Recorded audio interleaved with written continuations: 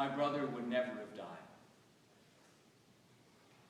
The comments from my mom started just after 1973.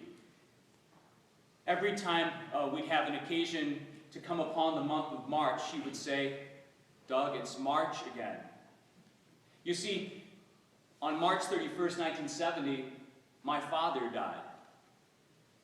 And then on March 23rd, 1973, my mother's mother died.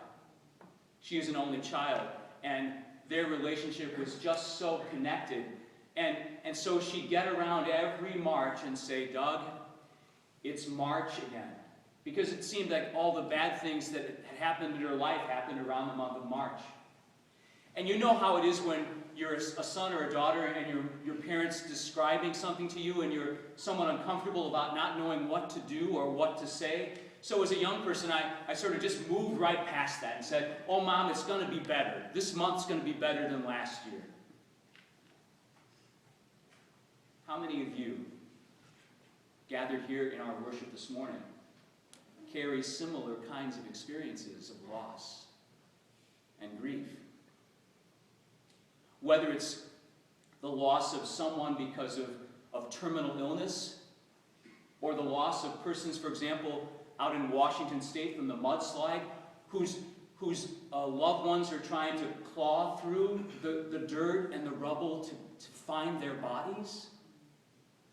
Or whether it's the violence of persons who are taken from us by the actions of others, like what just happened in Fort Hood again this week.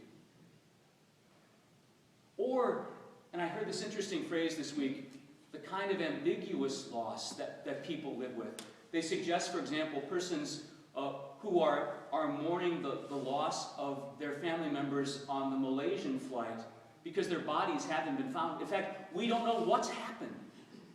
But these people live with what they call ambiguous loss. There's no understanding it. And there's no sense of closure.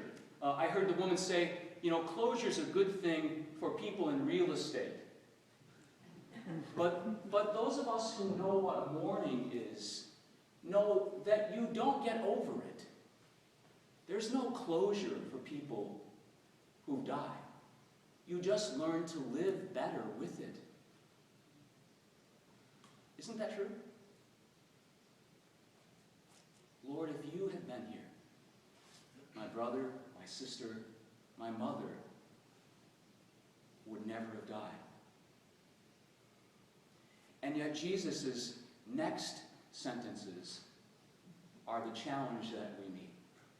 He says, "I am the resurrection and the life.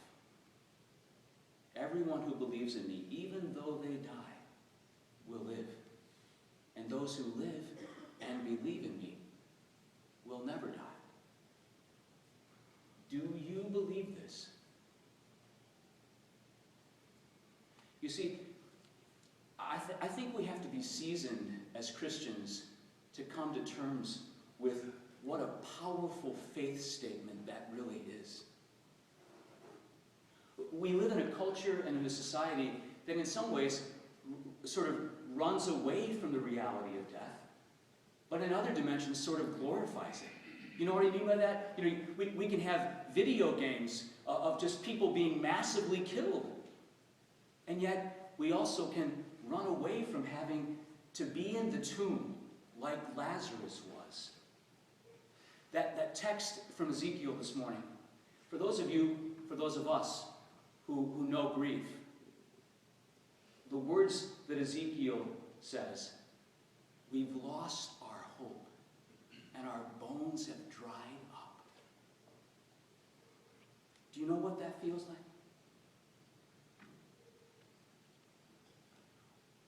We can only celebrate the gift of resurrection life when we know death. And you see, now I live with March every year because my mother died on March 17th. And yet, I don't stay there.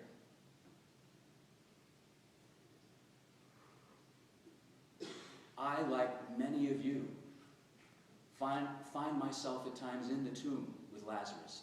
And yet, the words that Jesus proclaims next are words of hope and consolation and promise for each of us. Remove the stone. Remove it. And come out. Come out.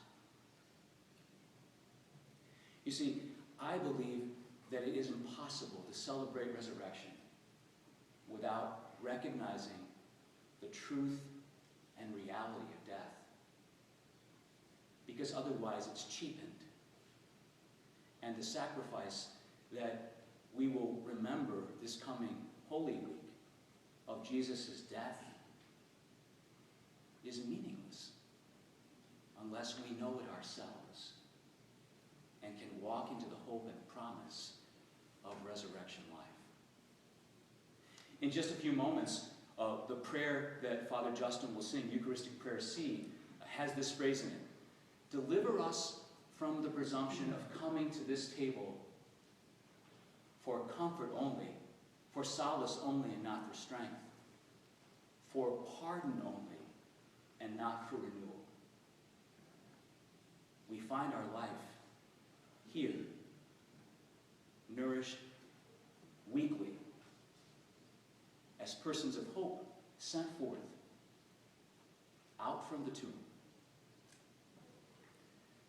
I am the resurrection, I am the life. They who believe in me, even though they die, they shall live forever.